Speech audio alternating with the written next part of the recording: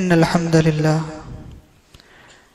نحمده ونستعينه ونستغفره ونعوذ بالله من شرور أنفسنا ومن سيئات أعمالنا من يهده الله فلا مضل له ومن يضلل فلا هادي له وأشهد أن لا إله إلا الله وحده لا شريك له وأشهد أن محمدا عبده ورسوله اللهم صل على محمد وعلى آل محمد كما صليت على إبراهيم وعلى آل إبراهيم إنك حميد مجيد اللهم بارك على محمد وعلى آل محمد كما باركت على إبراهيم وعلى آل إبراهيم إنك حميد مجيد أعوذ بالله من الشيطان الرجيم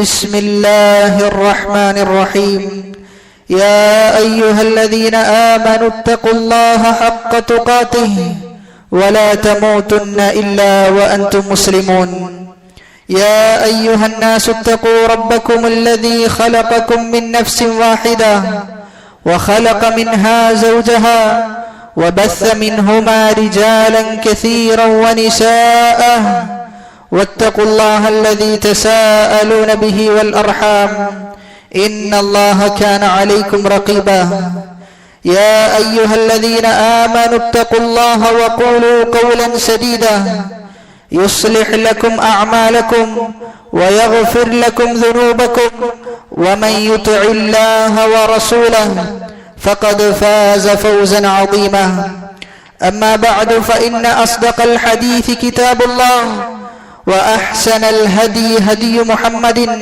صلى الله عليه وسلم وشر الأمور محدثاتها وكل محدثة بدعة وكل بدعة ضلالة وكل ضلالة في النار. ഏറെ പ്രിയം നിറഞ്ഞ സത്യവിശ്വാസിനികളെ, റബ്ബ് സുബ്ഹാനഹു വ തആലയുടെ വിധിവിലക്കുകളും നിയമങ്ങളും നിർദ്ദേശങ്ങളുമെല്ലാം ജീവിതത്തിന്റെ എല്ലാ മേഖലകളിലും പാലിച്ചുകൊണ്ട് ജീവിക്കുവാൻ കഠിനമായി പരിശ്രമിക്കണേ എന്ന് ആദ്യം എന്നോടെന്ന പോലെ നിങ്ങൾ ഓരോരുത്തരെയും ഓർമ്മപ്പെടുത്തുകയാണ്, വസിയത്ത് ചെയ്യുകയാണ്. റബ്ബ് അനുഗ്രഹിക്കുമാറാകട്ടെ. റസൂലുള്ളാഹി സ്വല്ലല്ലാഹു അലൈഹി വസല്ലമ പറയുകയുണ്ടായി, ഖൈറു യൗമിൻ, ദിവസങ്ങളിൽ വെച്ച് സൂര്യൻ ഉദിച്ച ദിവസങ്ങളിൽ ഏറ്റവും ഉന്നതമായ ദിവസം അത് വെള്ളിയാഴ്ച ദിവസമാണ് എന്നാണ് നബി സല്ലല്ലാഹു അലൈഹി വസല്ലമ പറയുന്നത്. അതുകൊണ്ട് തന്നെ ആ വെള്ളിയാഴ്ചയുടെ പവിത്രത കാത്തു സൂക്ഷിക്കുന്ന രൂപത്തിലായിരിക്കണം ജുമുഅയിൽ ഇരിക്കേണ്ടത് എന്നാണ് ആമുഖമായി ഉണർത്താനുള്ളത്. വിശുദ്ധ ഖുർആനിൽ പല പ്രവാചകന്മാരുടെയും ചരിത്രങ്ങൾ പല ആവർത്തിക്കപ്പെട്ടതായി നമ്മൾ കണ്ടിട്ടും അതേപോലെ തന്നെ വായിക്കുകയും ചെയ്തിട്ടുണ്ട്. ചരിത്രങ്ങൾ അത് ഒരു വായന വായിച്ചു പോകാതെ അതിൽ നിന്ന് പാഠങ്ങൾ ഉൾക്കൊണ്ട് അത് ജീവിതത്തോട് ചേർത്ത് വെക്കാൻ, അത് ജീവിതത്തോട് തുലനപ്പെടുത്തി ജീവിതത്തെ ശരിപ്പെടുത്താൻ പരിശ്രമിക്കുമ്പോഴാണ് ചരിത്ര വായന ഏറ്റവും ഉപകാരപ്രദമായി മാറുന്നത്. പല ആളുകളും ചരിത്രം വായിക്കുന്നത് ചരിത്ര വായനയോട് ഇഷ്ടമുള്ളത് കൊണ്ടായിരിക്കാം, അതല്ലെങ്കിൽ അത് വായിക്കുമ്പോൾ എന്തോ ഒരു സന്തോഷം, അതല്ലെങ്കിൽ ചില അനുഭവങ്ങളിലൂടെ കടന്നു പോകുന്നതാണല്ലോ ചരിത്രം, അതുകൊണ്ട് വായിച്ചു പോകുന്ന ആളുകളുണ്ട്. എന്നാൽ അതിലെല്ലാം ഉപരി വിശുദ്ധ ഖുർആനിലൂടെ കടന്നുപോയ ചരിത്രങ്ങൾ വായിക്കുമ്പോൾ നമ്മുടെ ജീവിതത്തോട് ചേർത്ത് വെച്ചുകൊണ്ടായിരിക്കണം ചരിത്രങ്ങൾ നമ്മൾ വായിക്കേണ്ടത്. അല്ലാഹു സുബ്ഹാനഹു വ തആല സൂറത്ത് യൂസുഫിലെ 111-ാമത്തെ ആയത്തിൽ പറയുന്നത്, ലഖദ് കാന ഫീ ഖസസിഹിം ഇബ്റത്തുൻ ലിഉലിൽ അൽബാബ്, ചിന്തിക്കുന്ന ആളുകൾക്ക്, ബുദ്ധി കൊടുത്ത് ആലോചിക്കുന്ന ആളുകൾക്ക് പ്രവാചകന്മാരുടെ ചരിത്രങ്ങളിൽ ഒരുപാട് ഗുണപാഠങ്ങളുണ്ട് എന്ന്, അവരുടെ ജീവിതത്തോട് ചേർത്ത് വെക്കാൻ പറ്റുന്ന ഒരുപാട് സന്ദർഭങ്ങൾ പ്രവാചകന്മാരുടെ ജീവിതത്തിലൂടെ കടന്നുപോയിട്ടുണ്ട്. അതിനെക്കുറിച്ച് ആലോചിക്കുക, അതിനെക്കുറിച്ച് ചിന്തിക്കുക, അത് ബുദ്ധിയുള്ള ആളുകളാണ് എന്നാണ് വിശുദ്ധ ഖുർആൻ പറയുന്നത്. എന്നിട്ട് അല്ലാഹു പറയുന്നത്, ആ ചരിത്രങ്ങളൊന്നും അത് മാ കാന ഹദീസൻ യുഫ്തറ, കെട്ടിച്ചമക്കപ്പെട്ടതല്ല, വെറുതെയുള്ള കഥകളല്ല, മറിച്ച് സംഭവിച്ച യഥാർത്ഥമായ കഥകളാണ് അല്ലാഹു സുബ്ഹാനഹു വ തആല പറഞ്ഞു തന്നിട്ടുള്ളത്. കൊടുത്തിട്ടുള്ളത്. ആ കഥകൾ വായിക്കുന്ന, ആ ചരിത്രങ്ങൾ ഉൾക്കൊള്ളുന്ന ആളുകൾക്ക് വഹുദൻ വറഹ്മ, ഹിദായത്തുണ്ട്, കാരുണ്യമുണ്ട്, ലിഖൗമിൻ യുഅ്മിനൂൻ, വിശ്വാസികളായ ആളുകൾക്ക് എന്നാണ്. അതുകൊണ്ട് ചരിത്രങ്ങൾ, ആ ചരിത്രത്തിൽ കാരുണ്യവും ഹിദായത്തുമുണ്ട് എന്ന് മനസ്സിലാക്കി ആ കാരുണ്യവും ആ ഹിദായത്തും ഉൾക്കൊള്ളാൻ നമുക്ക് സാധിക്കേണ്ടതുണ്ട്. ചരിത്രങ്ങളുടെ കൂട്ടത്തിൽ വിശുദ്ധ ഖുർആൻ എടുത്തു പറഞ്ഞ ഒരു ചരിത്രം, വിശുദ്ധ ഖുർആൻ ഏറെ പേടിശയോടുകൂടി എല്ലാ ആളുകളും വായിക്കണമെന്ന നിലക്ക് ഏറ്റവും നല്ല കഥ എന്ന് വിശുദ്ധ ഖുർആൻ വിശേഷിപ്പിക്കുന്നത് യൂസുഫ് നബി അലൈഹിസ്സലാത്തു വസ്സലാമയുടെ ചരിത്രമാണ്.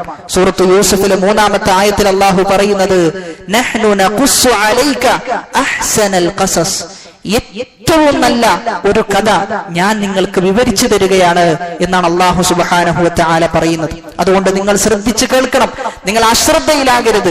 വിശുദ്ധ ഖുർആൻ പറഞ്ഞതിൽ വെച്ച്, വിശുദ്ധ ഖുർആൻ നമുക്ക് അവതരിപ്പിക്കപ്പെട്ടതിൽ വെച്ച് ഏറ്റവും നല്ല കഥ അത് യൂസുഫ് നബി അലൈഹിസ്സലാത്തു വസ്സലാമയുടെ ചരിത്രമാണ്. ലഖദ് കാന ഫീ യൂസുഫ വ ഇഖ്വതിഹി ആയാതുൻ ലിസ്സായിലിൻ, യൂസുഫ് നബി അലൈഹിസ്സലാത്തു വസ്സലാമയുടെ വിഷയത്തിലും അദ്ദേഹത്തിന്റെ സഹോദരന്റെ വിഷയത്തിലും നിങ്ങൾക്ക് ഒരുപാട് ദൃഷ്ടാന്തങ്ങളുണ്ട്, നിങ്ങൾക്ക് ഒരുപാട് ചിന്തിക്കാൻ നിങ്ങളെ സഹായിക്കുന്ന ഒരുപാട് പ്രേരകങ്ങളുണ്ട് എന്നാണ് സൂറത്ത് യൂസുഫിലെ 7-ാമത്തെ ആയത്തിൽ അല്ലാഹു പറയുന്നത്.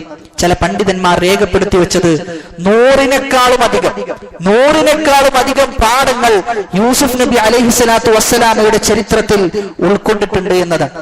എന്തുകൊണ്ടാണ് മറ്റുള്ള പ്രവാചകന്മാരുടെ ചരിത്രങ്ങളൊന്നും പ്രതിപാദിക്കാതെ, അതൊന്നും അത്ര നല്ല കഥ എന്ന് പറയാതെ, വിശേഷിപ്പിക്കാതെ യൂസുഫ് നബി അലൈഹിസ്സലാത്തു വസ്സലാമയുടെ ചരിത്രം പറയുന്നിടത്ത് അഹ്സനുൽ ഖസസ്, ഏറ്റവും നല്ല കഥ എന്ന് വിശേഷിപ്പിക്കാനുള്ള കാരണം ജീവിതയാത്രയിൽ പൊട്ടക്കിണർ മുതൽ രാജകൊട്ടാരം വരെയുള്ള വ്യത്യസ്ത സാഹചര്യങ്ങളിലൂടെ കടന്നുപോയ പ്രവാചകനായിരുന്നു യൂസുഫ് നബി അലൈഹിസ്സലാത്തു വസ്സലാം.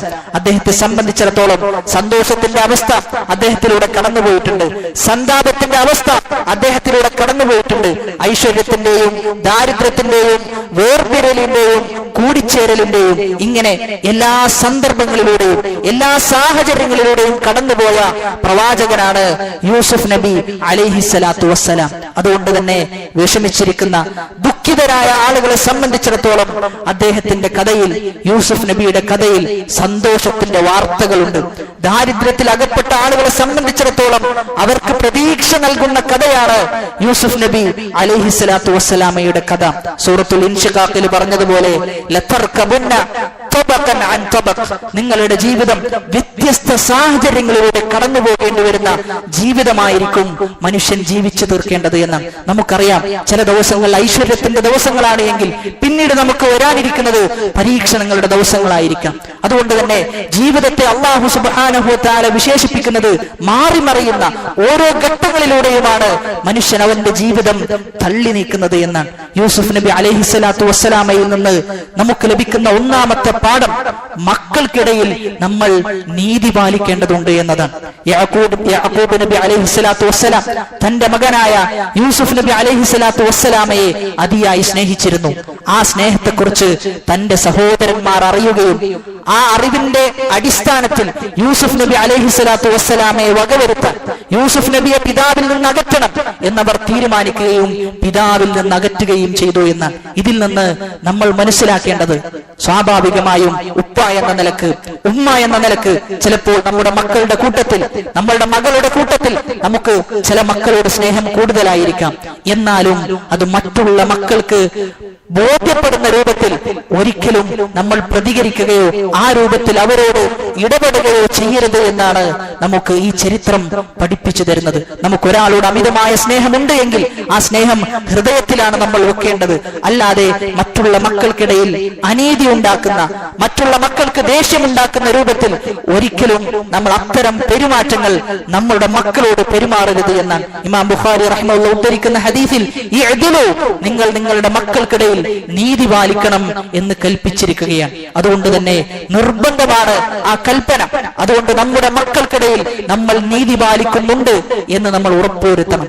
അല്ല എങ്കിൽ അവർക്കിടയിൽ അസൂയ ജനിക്കുകയും ആ അസൂയ മൂലം മറ്റു പാപങ്ങൾ ഉണ്ടാവുകയും മറ്റു തിന്മകളിലേക്ക് നമ്മുടെ മക്കൾ മുതിരുന്ന ഒരവസ്ഥയിലേക്ക് എത്തിച്ചേരുമെന്നുള്ളതാണ്. എത്രയെത്ര മക്കളാണ് സ്വന്തം പിതാവിന്റെയും മാതാവിന്റെയും ഇങ്ങനെയുള്ള ഇടപെടലുകൾ കാരണത്താൽ, ഇങ്ങനെയുള്ള പെരുമാറ്റം കാരണത്താൽ ഡിപ്രഷനിലേക്ക് എത്തിച്ചേരുന്ന, അങ്ങേയറ്റത്തെ വിഷമത്തിലേക്ക് എത്തിച്ചേരുന്ന എത്രയെത്ര മക്കളുണ്ട്. അതുകൊണ്ട് നിങ്ങൾ മനസ്സിലാക്കേണ്ടത്, നിങ്ങൾ തിരിച്ചറിയേണ്ടത്, നിങ്ങളുടെ മക്കളുടെ സന്തോഷം ഒരു വേള നിങ്ങളുടെ കയ്യിലാണ് എന്ന് നിങ്ങൾ മനസ്സിലാക്കണം. റസൂലുള്ളാഹി സ്വല്ലല്ലാഹു അലൈഹി വസല്ലമ പറയുന്നത്, കുല്ലുക്കും റാഇൻ വകുല്ലുക്കും മസ്ഊലുൻ അൻ റഇയതിഹി. നിങ്ങൾ എല്ലാ ആളുകൾക്കും ഉത്തരവാദിത്തമുണ്ട്. നിങ്ങളുടെ കീഴിൽ ചില ആളുകളുണ്ട്, ആ ആളുകളുടെ വിഷയത്തിൽ നിങ്ങൾക്ക് ഉത്തരവാദിത്തം ഏൽപ്പിക്കപ്പെട്ടിട്ടുണ്ട്. അതുകൊണ്ട് അത് നിങ്ങൾ കൃത്യമായി നിർവഹിക്കണമെന്നാണ്. ആ നിർവഹണത്തിൽ ഒരു വീഴ്ചയും വരാൻ പാടില്ല. ആ നിർവഹണത്തിന്റെ ഭാഗമാണ് നിങ്ങളുടെ മക്കൾക്കിടയിൽ നിങ്ങൾ നീതി പാലിക്കുക എന്ന വിഷയം. രണ്ടാമത്തേത്, യൂസുഫ് നബി അലൈഹിസ്സലാത്തു വസ്സലാമയുടെ ജീവിതത്തിൽ നിന്ന് നമുക്ക് ലഭിക്കുന്ന രണ്ടാമത്തെ ശ്രേഷ്ഠമായ പാഠം, നമ്മൾ ജീവിതത്തിൽ മുൻകരുതലുകൾ സ്വീകരിക്കണമെന്നുള്ളതാണ്. ചില ആളുകൾ എന്തെങ്കിലും ചെയ്യാൻ ഉദ്ദേശിച്ചു കഴിഞ്ഞാൽ അതിന്റെ പിന്നാമ്പുറത്തെ കുറിച്ച് ആലോചിക്കുകയോ അതിന്റെ വരും വരായ്മകളെ കുറിച്ച് ആലോചിക്കുകയോ ഒന്നും തന്നെ ചെയ്യാതെ ചില കാര്യങ്ങളിലേക്ക് മുന്നിടുന്ന ഒരവസ്ഥ ഉണ്ടാകാറുണ്ട്. എന്നാൽ ഒരിക്കലും നമ്മൾ അങ്ങനെയല്ല ചെയ്യേണ്ടത്. ഒരു ബിസിനസ് തുടങ്ങുകയാണ് എങ്കിലും, അതല്ലെങ്കിൽ പഠനത്തിന്റെ വിഷയത്തിൽ ഒരു പുതിയ കോഴ്സ് സെലക്ട് ചെയ്യുകയാണെങ്കിലും, എന്താണെങ്കിലും ഒരു തീരുമാനമെടുക്കുമ്പോൾ ആ തീരുമാനത്തിന്റെ നാനാവശങ്ങളും നമ്മൾ ചിന്തിക്കുകയും ആലോചിക്കുകയും അതിനെക്കുറിച്ച് അറിവുള്ള ആളുകളോട് നമ്മൾ ചോദിക്കുകയും ചെയ്യണമെന്നുള്ളതാണ്. യാക്കൂബ് നബി അലൈഹിസ്സലാത്തു വസ്സലാം തന്റെ മകനായ യൂസുഫ് നബി ഉപ്പയോട് സ്വപ്നത്തെക്കുറിച്ച് പറഞ്ഞപ്പോൾ, മകനായ യൂസുഫ് കണ്ട സ്വപ്നത്തെക്കുറിച്ച് പറഞ്ഞപ്പോൾ ഉപ്പ പറയുന്നത്, ലാ തഖ്സുസ് റുയാക അലാ ഇഖ്വതിക, നിന്റെ സഹോദരന്മാരോട് നീ ഈ കഥ ഒരിക്കലും പറയരുത് എന്ന്. അങ്ങനെ പറഞ്ഞു കഴിഞ്ഞാൽ അത് ചിലപ്പോൾ അവർ നിനക്കെതിരെ എന്തെങ്കിലും ചെയ്യാൻ അത് കാരണമായി തീരും. അതുകൊണ്ട് നീ ഈ കഥ പറയരുത് എന്ന്. ആ കഥ, ആ സ്വപ്നം എന്നുള്ളത് അത് ആ കുടുംബത്തിനുള്ള സന്തോഷ വാർത്ത ആയിരുന്നു എന്ന്. എന്നിട്ട് പോലും നീ പറയരുത്, അത് പറഞ്ഞു കഴിഞ്ഞാൽ പ്രശ്നമുണ്ടാകും, മുൻകരുതലുകൾ സ്വീകരിക്കണം എന്നതിനെ കുറിച്ചാണ് ആ ആയത്ത് നമുക്ക് പഠിപ്പിച്ചു തരുന്നത്. മറ്റൊരവസരത്തിൽ യാക്കൂബ് നബി അലൈഹിസ്സലാത്തു വസ്സലാമയുടെ മക്കൾ അവരെല്ലാ ആളുകളും ഒരേ വാതിലിലൂടെ കടന്നു പോകരുത് എന്നാണ് യാക്കൂബ് നബി പറയുന്നത്. ലാ തദ്ഖുലു മിൻ ബാബിൻ വാഹിദിൻ, നിങ്ങൾ ഒറ്റ വാതിലിലൂടെ കടന്നു പോകരുത് എന്ന്. കാരണം യാക്കൂബ് നബിയുടെ മക്കളെല്ലാം കാണാൻ സൗന്ദര്യമുള്ള ആളുകളായിരുന്നു. എല്ലാ ആളുകളും ഒരു വാതിലിലൂടെ കടന്നു പോകുമ്പോൾ എന്തെങ്കിലും അസൂയയോ കണ്ണേറോ മറ്റോ ബാധിക്കാൻ സാധ്യതയുണ്ട് എന്നതുകൊണ്ട് ഒരു മുൻകരുതൽ സ്വീകരിക്കുകയായിരുന്നു യാക്കൂബ് നബി അലൈഹിസ്സലാത്തു വസ്സലാം ചെയ്തത് എന്ന്. എന്നാൽ ഇവിടെ നമ്മൾ തിരിച്ചറിയേണ്ടത്, നമുക്ക് പല ലക്ഷ്യങ്ങളും ഉണ്ടാകും, നമുക്ക് പല സ്വപ്നങ്ങളും ഉണ്ടാകും. ആ ലക്ഷ്യങ്ങളും സ്വപ്നങ്ങളുമെല്ലാം നമ്മൾ എല്ലാ ആളുകളോടും പറയരുത്. എല്ലാ ആളുകളും നമ്മൾ വിചാരിക്കുന്നത് പോലെ, നമ്മൾ ആഗ്രഹിക്കുന്നത് പോലെ ആ ലക്ഷ്യം നമുക്ക് ലഭിക്കണം, അതല്ലെങ്കിൽ ആ സ്വപ്നം എന്നോട് പറഞ്ഞ വ്യക്തിക്ക് സാക്ഷാത്കരിക്കാൻ സാധിക്കണം എന്നാഗ്രഹിക്കുന്ന ആളുകളായിരിക്കുകയില്ല. നമ്മുടെ അത്ര നിഷ്കളങ്കത മറ്റുള്ള ആളുകൾക്ക് ഉണ്ടായിക്കൊള്ളണമെന്നില്ല. ചില ആളുകൾ നമ്മൾ പറഞ്ഞതിന്റെ അടിസ്ഥാനത്തിൽ ആ ലക്ഷ്യങ്ങളെ തകർക്കാൻ, ആ സ്വപ്നങ്ങളെ തകർക്കാൻ പണിയെടുക്കുന്ന ആളുകളായിരിക്കാം, അതല്ലെങ്കിൽ അതിനോട് അസൂയ വെച്ച് പുലർത്തുന്ന ആളുകളായിരിക്കാം. അതുകൊണ്ടാണ് റസൂലുള്ളാഹി സ്വല്ലല്ലാഹു അലൈഹി വസല്ലമ പറഞ്ഞത്, ഇസ്തഈനു, നിങ്ങൾ സഹായം തേടുക, അലാ ഇൻജാഹിൽ ഹവായിജി ബിൽ കിത്മാനി ഫഇന്ന കുല്ല ദീ നിഅമത്തിൻ മഹ്സൂദുൻ. എന്തെങ്കിലും ഒരു കാര്യം നിങ്ങൾ ചെയ്യാൻ ഉദ്ദേശിക്കുന്നുവെങ്കിൽ നിങ്ങൾ എല്ലാ ആളുകളോടും അത് പറയരുത്, നിങ്ങൾ രഹസ്യമാക്കി വെക്കണം. രഹസ്യമാക്കി വെച്ചുകൊണ്ട് നിങ്ങൾ നിങ്ങളുടെ കാര്യങ്ങൾ നേടിയെടുക്കണമെന്ന്. കാരണം ചില അനുഗ്രഹങ്ങൾ, ചില നിഅമത്തുകൾ അത് അസൂയാലുക്കളാൽ തട്ടിയെടുക്കപ്പെടുന്ന അവസ്ഥയുണ്ടാകും. അതുകൊണ്ട് തന്നെ നമ്മുടെ രഹസ്യങ്ങൾ, നമ്മുടെ ലക്ഷ്യങ്ങൾ, നമ്മുടെ സ്വപ്നങ്ങൾ അത് നമ്മൾ പറയേണ്ടത് നമ്മോട് അടുത്തു നിൽക്കുന്ന, നമ്മോട് അങ്ങേയറ്റത്തെ ഇഷ്ടം വെച്ച് പുലർത്തുന്ന, ഒരിക്കലും നമ്മെ വഞ്ചിക്കുകയില്ല, ഒരിക്കലും നമ്മുടെ സ്വപ്നത്തിന് തടസ്സം നിൽക്കുകയില്ല എന്നുള്ള ആളുകളോട് മാത്രമാണ് നമ്മുടെ ലക്ഷ്യങ്ങളും സ്വപ്നങ്ങളും പറയേണ്ടത് എന്നാണ് ഈ ഒരു ചരിത്രത്തിൽ നിന്ന് നമുക്ക് ഉൾക്കൊള്ളാൻ സാധിക്കുന്ന പാഠം. മൂന്നാമത്തേത്, തിന്മകളെ സൂക്ഷിക്കണമെന്നുള്ളതാണ്. അത് എത്ര ചെറുതാണെങ്കിലും തിന്മയെ നമ്മൾ മുൻകരുതലോടുകൂടി, ജാഗ്രതയോടുകൂടിയിട്ടാണ് നമ്മൾ തിന്മയെ കാണേണ്ടത്. ചെറിയ തിന്മയിൽ നിന്ന് തുടങ്ങി അവസാനിപ്പിക്കാൻ സാധിക്കാത്ത രൂപത്തിലേക്ക് നമ്മൾ എത്തിച്ചേരും എന്ന യാഥാർത്ഥ്യ ബോധ്യം നമുക്ക് ഓരോരുത്തർക്കും ഉണ്ടാകണം.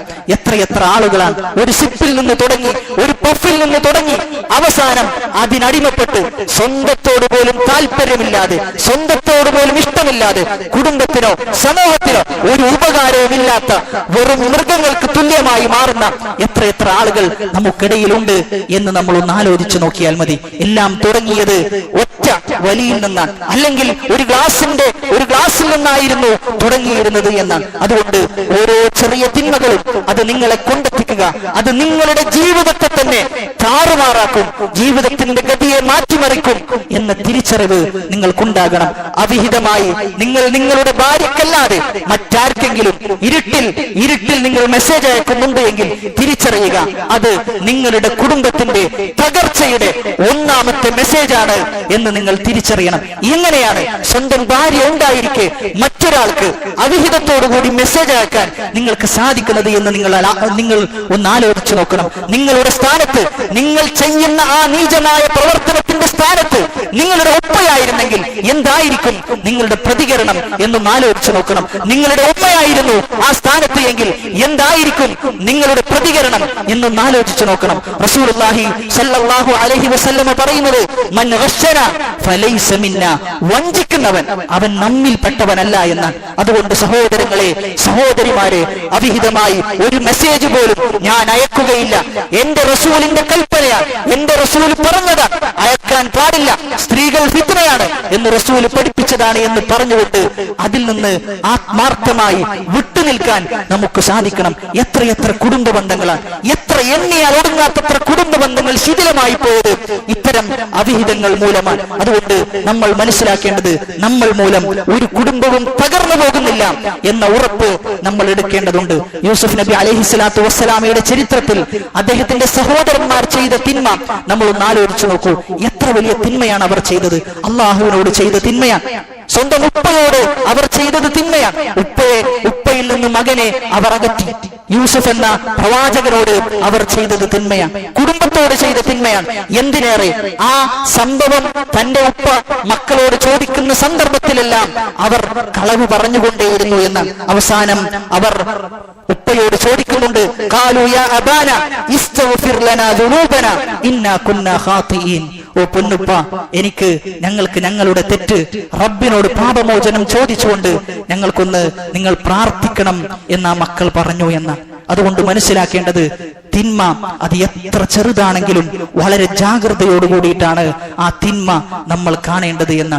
മുൻഗാമികളായ സലഫുകളെ പരിശോധിച്ചു കഴിഞ്ഞാൽ ഒരു ജമാഅത്ത് നിസ്കാരം നഷ്ടപ്പെട്ടതിന്റെ പേരിൽ അവരുണ്ടാക്കിയ സ്വത്തിന്റെ പകുതി സ്വതക്ക കൊടുത്ത എത്ര മുൻഗാമികളെ നമുക്ക് കാണുവാൻ സാധിക്കും.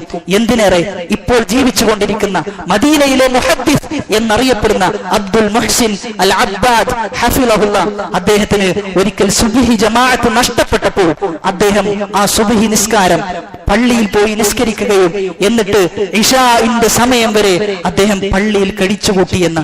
അത്രയും സൂക്ഷ്മതയാണ് നമ്മുടെ മുൻഗാമികളായ പണ്ഡിതന്മാർക്കും ഇപ്പോൾ ജീവിച്ചിരിക്കുന്ന പണ്ഡിതന്മാർക്കുമുള്ളത്. നമ്മെ സംബന്ധിച്ചിടത്തോളം ഒരു ജമാഅത്ത് നഷ്ടപ്പെട്ടാൽ, എന്തിന് ഒരു നിസ്കാരത്തിന്റെ സമയം പോലും നഷ്ടപ്പെട്ടാൽ, ഒരു ഈച്ച നമ്മുടെ മൂക്കിലൂടെ കടന്നു പോകുന്ന അത്രയും ലാഘവത്തോടു കൂടിയാണ് നമ്മൾ കാണുന്നതെങ്കിൽ മാറാൻ ഒരുപാടുണ്ട് എന്ന തിരിച്ചറിവ് നമുക്കുണ്ടാകണം. വർഷങ്ങൾ നമ്മിലൂടെ വളരെ വേഗതയിലൂടെയാണ് കടന്നു പോകുന്നത്. അങ്ങനെ കടന്നു പോകുമ്പോൾ മാറ്റങ്ങളില്ലാത്ത ഒരു പോക്കാണ് പോകുന്നതെങ്കിൽ ഏതുവരെ ആയിരിക്കും നമ്മുടെ പോക്ക് എന്നൊന്ന് നമ്മളൊന്ന് ആലോചിച്ചു നോക്കുക. അവസാനം മരണപ്പെടുമ്പോൾ ഒന്നും തന്നെ ബാക്കിയായിക്കൊണ്ട് നമ്മുടെ കയ്യിലില്ല എങ്കിൽ നഷ്ടമാണ് ദുനിയാവിലെ ജീവിതം എന്ന തിരിച്ചറിവ് നമുക്കുണ്ടാകണം. നാലാമതായി, യൂസുഫ് നബി അലൈഹിസ്സലാത്തു വസ്സലാമയുടെ ചരിത്രത്തിൽ നിന്ന് നമുക്ക് കിട്ടുന്ന വലിയ ഗുണപാഠം, ഏതൊരു വ്യക്തിയുടെയും അവസാനമാണ് അല്ലാഹു സുബ്ഹാനഹു വ തആല പരിഗണിക്കുക എന്നാണ്. അൽ ഇബ്റതു ബികമാലിൻ നിഹായാത്ത് ലാ ബിനഖ്സിൽ ബിദായാത്ത്. തുടക്കത്തിൽ എത്ര പോരായ്മയുണ്ടായാലും മരിക്കുന്ന സന്ദർഭത്തിൽ അവന്റെ അവസ്ഥ എന്ത്, മരിക്കുന്ന സന്ദർഭത്തിൽ അവന്റെ വിശ്വാസം എന്ത്, മരിക്കുന്ന സന്ദർഭത്തിൽ അവന്റെ ഈമാൻ എവിടെ എന്നതാണ് ചോദ്യം ചെയ്യപ്പെടുക എന്നാണ്. ഒരു ഓട്ട മത്സരത്തിൽ ആദ്യത്തിൽ എത്ര തന്നെ ഓടുന്നവന് തകർച്ച സംഭവിച്ചാലും, ഒരു പതറലുണ്ടായാലും അവസാനത്തെ ഫിനിഷിംഗ് ലൈനിലേക്ക് ആരാണ് ആദ്യം എത്തുന്നത് എന്നാണ് പരിഗണിക്കപ്പെടുക. അതേപോലെയാണ് അള്ളാഹുവിന്റെ അടുക്കൽ പരിഗണിക്കപ്പെടുക നിങ്ങളുടെ അവസാനമാണ്. നിങ്ങൾ ജീവിതത്തിന്റെ തുടക്കത്തിൽ തിന്മകൾ ചെയ്ത ആളുകളായിരിക്കാം, എന്നാലും ശരി, അതിൽ നിന്നെല്ലാം തൗബ ചെയ്ത് ആത്മാർത്ഥമായി മടങ്ങി ഇനി അതിലേക്കൊരു മടക്കമില്ല എന്ന ദൃഢനിശ്ചയത്തോടുകൂടി ജീവിതം മുന്നോട്ട് നയിക്കാൻ നമുക്ക് സാധിക്കണം. യൂസുഫ് നബി അലൈഹിസ്സലാത്തു വസ്സലാമയുടെ സഹോദരന്മാർ അവർ ചെയ്ത തിന്മ എത്ര വലുതാണ്. സ്വന്തം സഹോദരനെ പൊട്ടക്കിണറ്റിൽ കൊണ്ടുപോയി ഇടുകയാണ്. എന്നിട്ട് ആ സഹോദരങ്ങളെ കുറിച്ച് പിന്നീട് വിശുദ്ധ ഖുർആൻ പരിചയപ്പെടുത്തുന്നത് അവർ സ്വാലിഹീങ്ങളാണ് എന്നാണ്. അവർ ഏറ്റവും നല്ല മനുഷ്യരാണ് എന്ന് വിശുദ്ധ ഖുർആൻ അവരെ കുറിച്ച് പരിചയപ്പെടുത്തുന്നുണ്ട്. എന്തിനേറെ ചില മുഫസ്സിരീങ്ങൾ, ചില തഫ്സീർ രചിച്ച പണ്ഡിതന്മാർ പറയുകയുണ്ടായി, അവർ അമ്പിയാക്കൾക്ക് തുല്യമാണ് എന്ന അഭിപ്രായം പോലും രേഖപ്പെടുത്തിയിട്ടുണ്ട്. അവിടെ നമ്മൾ മനസ്സിലാക്കേണ്ടത് അത്രയും വലിയ തിന്മയൊന്നും നമ്മൾ ആരും ചെയ്തിട്ടില്ല. ഒരു പ്രവാചകനെയും നമ്മൾ വകവരുത്തിയിട്ടില്ല. ഒരു ഉപ്പയെയും നമ്മൾ ഇത്രമാത്രം വിഷമിപ്പിച്ചിട്ടില്ല. എങ്കിൽ നമുക്ക് തൗബയുടെ വാതിൽ മരിക്കുന്നതുവരെ തുറന്നിട്ടുണ്ട് എന്ന് തിരിച്ചറിയുക. നമുക്ക് നല്ലൊരു ജീവിതത്തിന് ഇനിയും പ്രതീക്ഷകളുണ്ട് എന്ന് മനസ്സിലാക്കിക്കൊണ്ട് തൗബ ചെയ്ത് ആത്മാർത്ഥമായി അള്ളാഹുവിലേക്ക് മടങ്ങാൻ നമുക്ക് സാധിക്കണം. മരിക്കുന്ന സന്ദർഭത്തിൽ ഏറ്റവും നല്ല മരണം കാഴ്ചവെക്കാൻ വേണ്ടി നമ്മൾ അള്ളാഹുവിനോട് നിത്യവും പ്രാർത്ഥിച്ചുകൊണ്ടേയിരിക്കണം. എത്ര നല്ലവനായാലും, എത്ര നല്ല സൽക്കർമ്മങ്ങൾ ആളുകളുടെ മുമ്പിൽ നമ്മൾ ചെയ്തിട്ടുണ്ടെങ്കിൽ പോലും മരിക്കുന്ന നേരത്ത് എന്താണ് സംഭവിക്കുക എന്ന് നമ്മൾക്ക് ആർക്കും അറിയില്ല. റസൂലുള്ളാഹി സ്വല്ലല്ലാഹു അലൈഹി വസല്ലമ പറയുന്നത്, മരണത്തിന്റെ നേരത്ത് പിശാചിന്റെ ഒരു റാഞ്ചിയെടുക്കലുണ്ട് എന്ന്. പിശാച് അവനെ ഈമാനിൽ നിന്ന് തെറ്റിക്കാൻ വേണ്ടി കിണഞ്ഞു പരിശ്രമിച്ചുകൊണ്ടേയിരിക്കും. എങ്ങനെയെങ്കിലും അവനെ ഈമാനിൽ നിന്ന് പുറത്തു ചാടിക്കാൻ വേണ്ടി പിശാച് മരണത്തിന്റെ സന്ദർഭത്തിൽ വന്നെത്തുമെന്ന്. അതുകൊണ്ട് അള്ളാഹുവിനോട് പ്രാർത്ഥിച്ചുകൊണ്ടേയിരിക്കുക, അള്ളാഹുവേ നമ്മുടെ അവസാനം ഏറ്റവും നല്ല അവസാനമാക്കി മാറ്റണേ എന്ന പ്രാർത്ഥന നമ്മൾ ആവർത്തിച്ചുകൊണ്ടേയിരിക്കുക എന്നതാണ്. ചരിത്ര സംഭവങ്ങൾ നമ്മളൊന്ന് എടുത്തു പരിശോധിച്ചു കഴിഞ്ഞാൽ, അബൂ സുഫിയാൻ റളിയല്ലാഹു അൻഹു, അള്ളാഹുവിന്റെ തൃപ്തി അദ്ദേഹത്തിന് ഉണ്ടാകട്ടെ എന്നാണ് നമ്മൾ പ്രാർത്ഥിക്കുന്നത്. എന്നാൽ ഒരു പഴയകാല ചരിത്രം, ഒരു പാസ്റ്റ് അദ്ദേഹത്തിന് ഉണ്ടായിരുന്നു എന്ന് നമ്മൾ മനസ്സിലാക്കണം. ഉഹദ് യുദ്ധത്തിൽ മുശ്രിക്കീങ്ങളുടെ നേതാവായിരുന്നു അദ്ദേഹം. ഖൈബറിൽ, ഖന്തക്കിൽ മുശ്രിക്കീങ്ങളുടെ നേതാവായിരുന്നു അദ്ദേഹം. റസൂലുള്ളാഹി സ്വല്ലല്ലാഹു അലൈഹി വസല്ലമക്ക് നേരെ നേതൃത്വ സ്ഥാനം വഹിച്ച മുശ്രിക്കീങ്ങളിലെ പ്രധാനിയാണ് അബൂ സുഫിയാൻ റളിയല്ലാഹു അൻഹു. ഒരു മാറ്റത്തിന്റെ കഥ അബൂ സുഫിയാൻ റളിയല്ലാഹു അൻഹുവിന് പറയാനുണ്ട്. ഉഹദിന്റെ സന്ദർഭത്തിൽ ചരിത്രം പരിശോധിച്ചു നോക്കിക്കഴിഞ്ഞാൽ അബൂ സുഫിയാൻ റളിയല്ലാഹു അൻഹു ചോദിക്കുന്നുണ്ട്, അഫിൽ ഖൗമി മുഹമ്മദ്, എവിടെയാണ് മുഹമ്മദ്, എവിടെയാണ് എന്ന് ഉറക്കെ ചോദിക്കുകയാണ്. സഹാബാക്കൾ ആരും തന്നെ ഒന്നും മിണ്ടുന്നില്ല. റസൂൽ പറഞ്ഞു, ലാ തുജീബൂഹു, നിങ്ങൾ ഒരു ഉത്തരവും നൽകേണ്ടതില്ല. വീണ്ടും ചോദിച്ചു, അഫിൽ ഖൗമി ഇബ്നു അബീ ഖുഹാഫ, എവിടെയാണ് അബൂബക്കർ സിദ്ദീഖ് റളിയല്ലാഹു അൻഹു? നബി സല്ലല്ലാഹു അലൈഹി വസല്ലമ പറഞ്ഞു, ലാ തുജീബൂഹു, അദ്ദേഹത്തിന് ഉത്തരം കൊടുക്കേണ്ടതില്ല. അഫിൽ ഖൗമി ഇബ്നുൽ ഖത്താബ്, എവിടെയാണ് ഉമർ എന്ന് അബൂ സുഫിയാൻ ഉറക്കെ ചോദിക്കുകയാണ്. അപ്പോൾ റസൂൽ പറഞ്ഞു, ഉത്തരം പറയേണ്ടതില്ല. ആ സന്ദർഭത്തിൽ അബൂ സുഫിയാൻ പറയുകയാണ്, ഇന്ന ഹാഉലാഇ ഖുതിലു ഫലൗ കാനൂ അഹ്യാഅൻ ലഅജാബു, അവരെല്ലാ ആളുകളും മരണപ്പെട്ടിരിക്കുന്നു, അവർ ജീവിച്ചിരിക്കുന്ന ഒരു അവസ്ഥയിലായിരുന്നെങ്കിൽ അവർ മറുപടി പറയുമായിരുന്നു എന്ന്. ആ സമയത്ത് ഉമർ ഇബ്നുൽ ഖത്താബ് റളിയല്ലാഹു അൻഹുവിന് അത് സഹിച്ചില്ല എന്ന്. റസൂലും അബൂബക്കറും ഉമറും റളിയല്ലാഹു അൻഹും അജ്മഈൻ ഇവരെല്ലാം മരണപ്പെട്ടു എന്നെങ്ങനെയാണ് അദ്ദേഹം പറയുന്നത്? ആ സമയത്ത് ഉമർ റളിയല്ലാഹു അൻഹു ആക്രോശിച്ചുകൊണ്ട് പറഞ്ഞു, കദബ്ത യാ അല്ലാഹുവിന്റെ ശത്രുവേ, നിനക്ക് നാശം, നീ കള്ളമാണ് പറഞ്ഞത് എന്ന് പറഞ്ഞു എന്ന്. നിനക്ക് നിന്യത ഉണ്ടാകട്ടെ എന്ന് പ്രാർത്ഥിക്കുകയും ഉമർ റളിയല്ലാഹു അൻഹു ചെയ്തു. ആ സമയത്ത് അബൂ സുഫിയാൻ പറയുകയാണ്, ഞാൻ ആരാധിക്കുന്ന ഹുബൽ എന്ന ദൈവം അത് എത്ര ഉന്നതനാണ് എന്ന് അബൂ സുഫിയാൻ അവിടെ വെച്ച് ഉറക്കെ പറയുകയാണ്. ആ സമയത്ത് നബി സല്ലല്ലാഹു അലൈഹി വസല്ലമ പറഞ്ഞു, നിങ്ങൾ ഇതുവരെ ഉത്തരം പറഞ്ഞിട്ടില്ല, അജീബൂഹു, നിങ്ങൾ ഇപ്പോൾ ഉത്തരം പറയണം. തൗഹീദിനെതിരെയാണ് സംസാരിച്ചത്, അള്ളാഹുവിനെതിരെയാണ് സംസാരിച്ചത്. സൃഷ്ടിക്കപ്പെട്ടത് എന്തൊരു ലക്ഷ്യത്തിന് വേണ്ടിയിട്ടാണോ ആ ലക്ഷ്യത്തിനെതിരെയാണ് സംസാരിച്ചു കൊണ്ടിരിക്കുന്നത്. നിങ്ങൾ മറുപടി പറയണമെന്ന് പറഞ്ഞു. ആ സമയത്ത് സഹാബാക്കൾ ചോദിക്കുന്നുണ്ട്, എന്താണ് റസൂലെ ഞങ്ങൾ പറയേണ്ടത് ഖൂലു അല്ലാഹു അഅ്ലാ വഅജൽ, അല്ലാഹുവാണ് ഏറ്റവും ഉന്നതൻ, അല്ലാഹുവിനാണ് എല്ലാ മഹത്വവും ഉള്ളത് എന്ന് സഹാബാക്കളോട് പറയാൻ പറഞ്ഞു എന്നാണ്. ആ സമയത്ത് അബൂ സുഫിയാൻ വീണ്ടും പറയുകയാണ്, ലനാ ഉസ്സ വലാ ഉസ്സ ലക്കും, ഞങ്ങൾക്ക് ഞങ്ങൾ ആരാധിക്കുന്ന ഉസ്സ എന്ന ദൈവമുണ്ട്, നിങ്ങൾക്ക് ഉസ്സ ഇല്ല എന്ന് പറഞ്ഞു. ആ സമയത്ത് നബി സല്ലല്ലാഹു അലൈഹി വസല്ലം പറഞ്ഞു, നിങ്ങൾ ഉത്തരം പറയുക, ഖൂലു, നിങ്ങൾ പറയണം, അല്ലാഹു മൗലാന വലാ മൗലാ ലക്കും, ഞങ്ങൾക്കുള്ള മൗല, ഞങ്ങളുടെ സഹായി, ഞങ്ങളുടെ രക്ഷിതാവ് അത് അല്ലാഹുവാണ്, നിങ്ങൾക്ക് അങ്ങനെ ഒരു രക്ഷിതാവില്ല എന്നാണ്. എന്നിട്ട് അബൂ സുഫിയാൻ പറയുകയാണ്, യൗമുൻ ബിയൗമി ബദർ, ഇത് നിങ്ങൾ ബദറിൽ ഞങ്ങൾക്ക് തന്ന തോൽവിയുടെ കൈപ്പുനീരുണ്ട്, അതിനുള്ള മറുപടിയാണ് ഉഹദ് എന്ന് അബൂ സുഫിയാൻ പറഞ്ഞു എന്നാണ്. എന്നാൽ ഫത്ഹ് മക്ക സന്ദർഭത്തിൽ അദ്ദേഹം ഇസ്ലാം സ്വീകരിക്കുകയാണ്. ഇസ്ലാം സ്വീകരിച്ചതിന് ശേഷം നമ്മൾ കാണുന്ന അബൂ സുഫിയാൻ അദ്ദേഹം വല്ലാതെ അങ്ങ് മാറിയിരുന്നു എന്നാണ്. ഇസ്ലാമിനോട് അങ്ങേയറ്റത്തെ സ്നേഹമുള്ള, റസൂലിനോട് അങ്ങേയറ്റത്തെ താല്പര്യമുള്ള, ദീനിനു വേണ്ടി എന്തും ത്യജിക്കാൻ തയ്യാറായിരുന്ന ഒരാളായി അബൂ സുഫിയാൻ റളിയല്ലാഹു അൻഹു മാറിയിരുന്നു എന്നാണ്. ത്വായിഫിന്റെ ദിവസം യുദ്ധത്തിൽ ഏർപ്പെട്ടുകൊണ്ട് അദ്ദേഹത്തിന്റെ കണ്ണിന് പരിക്കുണ്ടായി. റസൂലിന്റെ അടുക്കൽ പോയി പറഞ്ഞു, റസൂലെ, കണ്ണിന് പരിക്ക് ബാധിച്ചിട്ടുണ്ട്, സാരമായ പരിക്കാണ്, എന്റെ കാഴ്ച പോലും നഷ്ടപ്പെടുന്ന ഒരവസ്ഥയിലേക്ക് എത്തിയിട്ടുണ്ട്, ഞാൻ എന്താണ് ചെയ്യേണ്ടത് റസൂലെ എന്ന് ചോദിച്ചപ്പോൾ റസൂലുള്ളാഹി സ്വല്ലല്ലാഹു അലൈഹി വസല്ലമ പറഞ്ഞു, നീ ഉദ്ദേശിക്കുകയാണെങ്കിൽ ഞാൻ പ്രാർത്ഥിക്കാം, അള്ളാഹു പ്രാർത്ഥന സ്വീകരിക്കും, നിന്റെ കണ്ണിന്റെ കാഴ്ച തിരിച്ചു കിട്ടും, നിന്റെ കണ്ണിന്റെ പരിക്ക് അത് മാറിക്കിട്ടും. അതല്ല, നീ ക്ഷമിക്കാൻ തയ്യാറാകുന്നുവെങ്കിൽ നീ ക്ഷമിച്ചുകൊള്ളുക, നിനക്ക് സ്വർഗമുണ്ട് എന്ന് പറഞ്ഞപ്പോൾ അബൂ സുഫിയാനിന്റെ മറുപടി, ബലിൽ ജന്ന, എന്റെ കണ്ണിന്റെ കാഴ്ച നഷ്ടപ്പെട്ടാലും ശരി എനിക്ക് സ്വർഗം മതി എന്നായിരുന്നു അബൂ സുഫിയാനിന്റെ മറുപടി എന്നാണ്. യർമൂക്ക് യുദ്ധത്തിന്റെ സന്ദർഭത്തിൽ അങ്ങേയറ്റത്തെ മുസ്ലിമീങ്ങളും റോമക്കാരും വളരെയധികം പോരിട്ടുകൊണ്ടിരിക്കുന്ന, മല്ലിട്ടുകൊണ്ടിരിക്കുന്ന ആ ഒരു യുദ്ധത്തിന്റെ അവസ്ഥയിൽ മുസ്ലിമീങ്ങളുടെ ശബ്ദം നിലച്ചുപോയി എന്നാണ്. ആർക്കും ശബ്ദിക്കാൻ സാധിക്കുന്നില്ല, ഉറക്കെ സംസാരിക്കാൻ സാധിക്കുന്നില്ല. ആ സന്ദർഭത്തിൽ ഒരാൾ ഉറക്കെ വിളിച്ചു പറയുന്നുണ്ട്, യാ നസ്റല്ലാഹി യഖ്തരിബ്, അല്ലാഹുവിന്റെ സഹായം അത് അടുത്ത് തന്നെയുണ്ട് എന്നൊരാൾ പറഞ്ഞുകൊണ്ടേയിരുന്നു എന്നാണ്. അങ്ങനെ ഒരു സഹാബി അതാരാണ് എന്ന് നോക്കിയപ്പോൾ അത് അബൂ സുഫിയാൻ റളിയല്ലാഹു അൻഹു ആയിരുന്നു എന്നാണ്. അതുകൊണ്ട് തിരിച്ചറിയേണ്ടത്, എത്ര തന്നെ മോശമായ വ്യക്തിയാണ് നമ്മളെങ്കിലും, എത്ര വലിയ തിന്മയിൽ നമ്മൾ അകപ്പെട്ടിട്ടുണ്ട് എങ്കിലും നമ്മൾ മനസ്സിലാക്കേണ്ടത്, റസൂലിന്റെ ശത്രുക്കളായി നമ്മൾ ജീവിച്ചിട്ടില്ല. റസൂലിനെതിരെ ഒരു വാക്കുപോലും ഒരു മുസ്ലിമായ മനുഷ്യൻ പറഞ്ഞിട്ടില്ല എങ്കിൽ നമ്മൾ തിരിച്ചറിയുക, മാറ്റത്തിന് നമുക്ക് സാധിക്കും. അല്ലാഹു സുബ്ഹാനഹു വ തആല അവന്റെ ഓരോ അടിമകളും അവനിലേക്ക് അടുക്കുവാൻ അല്ലാഹു സുബ്ഹാനഹു വ തആല ഏറെ ഇഷ്ടപ്പെടുന്നവനാണ്. അതുകൊണ്ട് സഹോദരങ്ങളെ, സഹോദരിമാരെ, തിന്മയിൽ അകപ്പെട്ടിട്ടുണ്ട് എങ്കിൽ ആത്മാർത്ഥമായി രാവിന്റെ അന്ത്യയാമങ്ങളിൽ അല്ലാഹുവിനോട് ഇരു കൈകളും നീട്ടി, റബ്ബേ, ഇനി അത്തരം തിന്മകളിലേക്ക് മടക്കമില്ല എന്ന് പറഞ്ഞുകൊണ്ട് അല്ലാഹുവിലേക്ക് മടങ്ങാൻ നമുക്ക് സാധിക്കണം. യൂസുഫ് നബി അലൈഹിസ്സലാത്തു വസ്സലാമയുടെ ജീവിതത്തിൽ നിന്ന് അഞ്ചാമതായി നമുക്ക് ലഭിക്കുന്ന പാഠം, ക്ഷമയുടെ എല്ലാ നെല്ലിപ്പലകയും യൂസുഫ് നബി അലൈഹിസ്സലാത്തു വസ്സലാം കടന്നുപോയിട്ടുണ്ട് എന്നുള്ളതാണ്. നിർബന്ധമായി ക്ഷമിക്കേണ്ട അവസ്ഥ വന്നിട്ടുണ്ട്.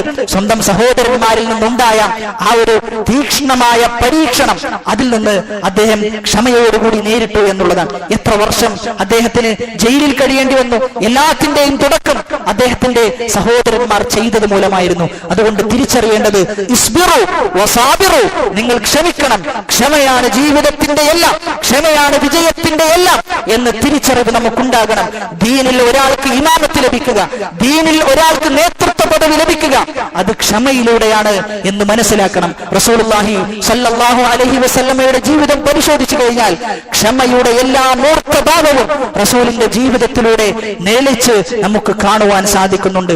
അതോടൊപ്പം തന്നെ യൂസുഫ് നബി അലൈഹിസ്സലാത്തു വസ്സലാം ക്ഷമിക്കുന്ന, വളരെ ഈ ഒരു കാലത്ത് നമുക്ക് അത്ഭുതമുളവാക്കുന്ന യൂസുഫ് നബിയുടെ ഒരു ക്ഷമ. അദ്ദേഹത്തിന്റെ അടുക്കലേക്ക് രാജാവിന്റെ ഭാര്യയാണ് വരുന്നത്. എല്ലാ സ്ഥാനമാനവുമുള്ളവൾ, തറവാടുള്ളവൾ, കാണാൻ ഭംഗിയുള്ളവൾ. യൂസുഫ് നബി അലൈഹിസ്സലാത്തു വസ്സലാമയെ തിന്മയിലേക്ക് ക്ഷണിക്കുന്ന സന്ദർഭത്തിൽ യൂസുഫ് നബി പറയുന്നത്, യൂസുഫ് നബി അലൈഹിസ്സലാത്തു വസ്സലാം അള്ളാഹുവിനോട് സഹായം ചോദിച്ചുകൊണ്ട് പറയുന്നത്, ഈ പരീക്ഷണത്തെക്കാളും എനിക്കിഷ്ടം ജയിലിൽ പോയി കഴിയലാണ് എന്നായിരുന്നു യൂസുഫ് നബി അലൈഹിസ്സലാത്തു വസ്സലാമയുടെ മറുപടി. അതുകൊണ്ട് തിരിച്ചറിയുക, അവിഹിതത്തിന് വേണ്ടി നമ്മെ ആരെങ്കിലും ക്ഷണിക്കുമ്പോൾ യൂസുഫ് നബി അലൈഹിസ്സലാത്തു വസ്സലാമയുടെ ചരിത്രം നമ്മൾ ഓർക്കേണ്ടതുണ്ട്. അവിടെ നമ്മൾ ഒരു നിമിഷ നേരം ക്ഷമിക്കാൻ നമ്മൾ തയ്യാറായി കഴിഞ്ഞാൽ ഏറ്റവും നല്ല പര്യവസാനമാണ് നമുക്ക് ലഭിക്കുക. ഇനി അതല്ല, ആ ഒരു നേരത്തെ മെസ്സേജ്, ആ മെസ്സേജിലൂടെ നമ്മൾ ആരംഭിക്കുകയാണ് എങ്കിൽ നമ്മൾ തിരിച്ചറിയുക, കാലാകാലം ആളുകളുടെ മുമ്പിൽ നിന്യനായി കഴിയേണ്ട ഒരവസ്ഥ വരും എന്നോർക്കുക. യൂസുഫ് നബി അലൈഹിസ്സലാത്തു വസ്സലാം ജയിലിൽ പോയി കഴിയുകയാണ്. ആ തിന്മ, ഞാൻ മരിച്ചാലും ഞാൻ ആ തിന്മയിൽ അകപ്പെടുകയില്ല, എനിക്ക് ജയിലിൽ എത്ര വർഷം ഞാൻ ജയിലിൽ കിടന്നാലും ശരി, ആ തിന്മയിലേക്ക് ഞാൻ അടുക്കുന്ന ഒരവസ്ഥാവിശേഷം പോലും ഉണ്ടാവുകയില്ല എന്നാണ്. അവിടെയാണ് അല്ലാഹു സുബ്ഹാനഹു വ തആല പറയുന്നത്, വലാ തഖറബുസ് സിന, നിങ്ങൾ വ്യഭിചാരത്തോട് അടുക്കുക പോലും ചെയ്യരുത് എന്ന ഇസ്ലാമിന്റെ അധ്യാപനം കാലാതീതമാകുന്നത് അവിടെയാണ് എന്ന് നമ്മൾ തിരിച്ചറിയണം. അതുകൊണ്ട് നമ്മൾ മനസ്സിലാക്കേണ്ടത്, യൂസുഫ് നബിയുടെ ജീവിതത്തിൽ എല്ലാ തലത്തിലുള്ള പരീക്ഷണങ്ങളിലൂടെയും അദ്ദേഹം കടന്നുപോയിട്ടുണ്ട്. അദ്ദേഹത്തിന്റെ ജയിൽവാസത്തെ കുറിച്ച് നമ്മളൊന്ന് പരിശോധിച്ചു കഴിഞ്ഞാൽ, അകാരണത്താൽ, ഒരു കാരണവുമില്ലാതെയായിരുന്നു അദ്ദേഹം ജയിലിൽ കഴിയേണ്ടി വന്നത് എന്നാണ്. നമ്മുടെ കൂട്ടത്തിലും ആ രൂപത്തിൽ ജയിലിൽ കഴിയേണ്ടി വരുന്ന ആളുകൾ ഉണ്ടായേക്കാം. അത്തരം പരീക്ഷണങ്ങൾക്ക് വിധേയമായ ആളുകൾ ഉണ്ടായേക്കാം. അവർ മനസ്സിലാക്കേണ്ടത്, നിങ്ങൾ യൂസുഫ് നബിയുടെ ചരിത്രം അയവിറക്കുക. അള്ളാഹുവിന്റെ അടുക്കൽ ഒരു നല്ല തുടക്കം നിങ്ങൾക്കുണ്ട് എന്ന് നിങ്ങൾ മനസ്സിലാക്കുക. അത്തരം പരീക്ഷണങ്ങളിൽ അകപ്പെട്ട ആളുകൾക്ക് അള്ളാഹു സുബ്ഹാനഹു വ തആല പൂർണ്ണമായ മോചനം അള്ളാഹു അവർക്ക് കൊടുക്കുമാറാകട്ടെ. അവർക്കെതിരിൽ അങ്ങനെയുള്ള കുതന്ത്രങ്ങൾ പ്രയോഗിച്ച ആളുകൾക്ക് അള്ളാഹു ദുനിയാവിൽ തന്നെ നിന്യത അവർക്ക് കൊടുക്കുമാറാകട്ടെ.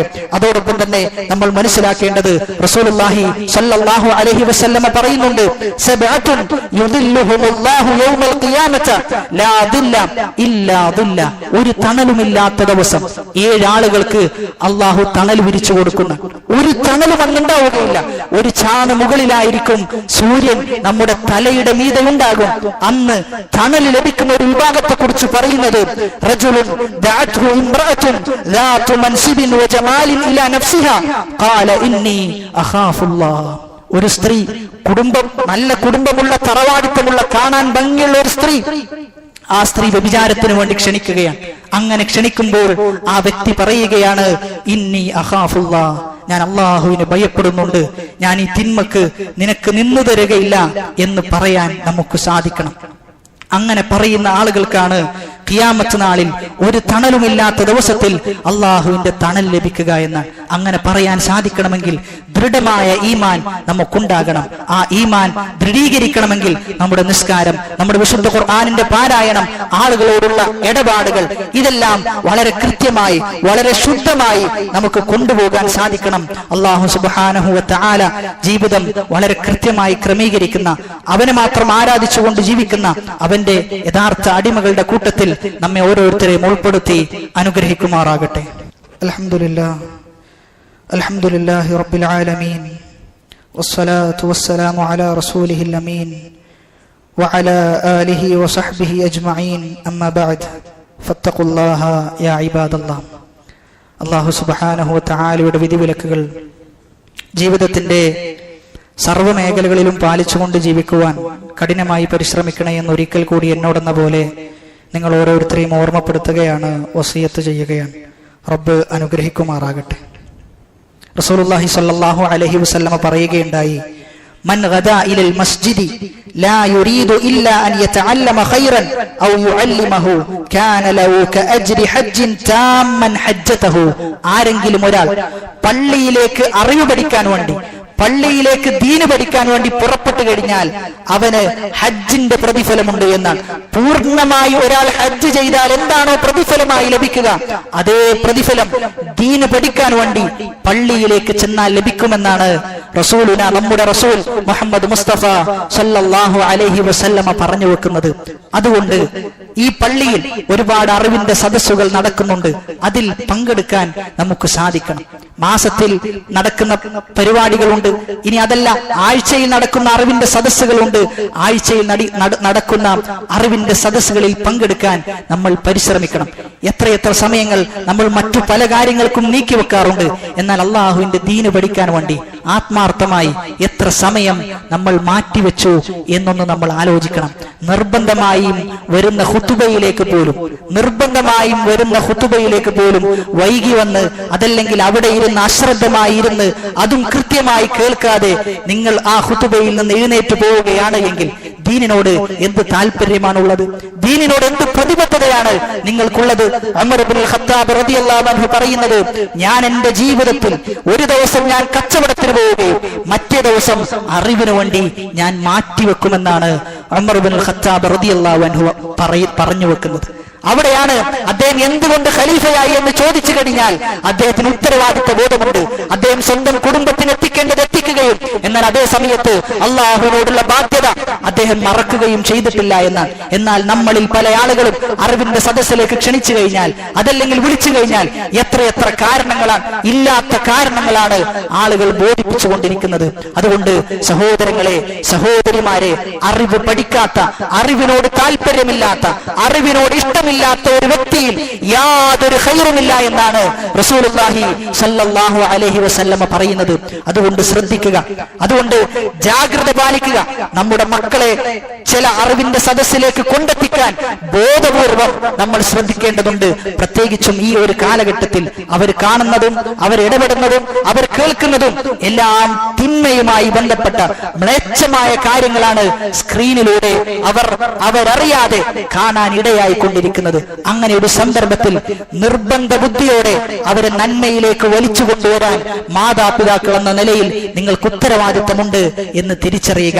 എല്ലാ ഞായറാഴ്ചകളിലും രാവിലെ ഇവിടെ കുട്ടികൾക്ക് വേണ്ടി മാത്രം മതപഠന ക്ലാസുകൾ നടക്കുന്നുണ്ട്. കുട്ടികൾക്ക്, സ്കൂൾ കഴിഞ്ഞ കുട്ടികൾക്ക്, മദ്രസയിൽ പഠിക്കാത്ത കുട്ടികൾക്കൊക്കെ വേണ്ടി, എല്ലാ കുട്ടികൾക്കും വേണ്ടി ഇവിടെ നടക്കുന്ന അറിവിന്റെ സദസ്സിലേക്ക് നിങ്ങളുടെ മക്കളും എത്തിച്ചേരുന്നുണ്ട് എന്ന് നിങ്ങൾ ഉറപ്പുവരുത്തണം.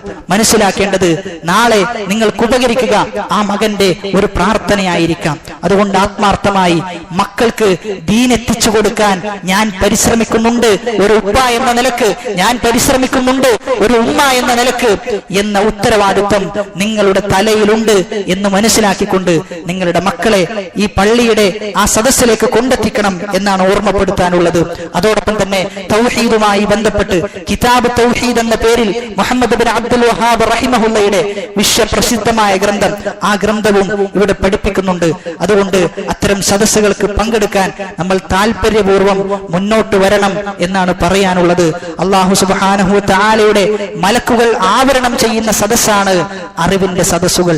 റസൂലുള്ളാഹി സ്വല്ലല്ലാഹു അലൈഹി വസല്ലമ പറയുന്നത്, ദുനിയാവ് മൊത്തം അല്ലാഹു ശപിച്ചതാണ് എന്ന്. ദുനിയാവ് മൊത്തം അല്ലാഹു ശപിച്ചതാണ്. അല്ലാഹു ശപിക്കാതെ ബാക്കി വെച്ചത് അറിവിന്റെ സദസ്സുകളാണ്, അറിവുള്ള ആളുകളാണ്, അറിവാണ്.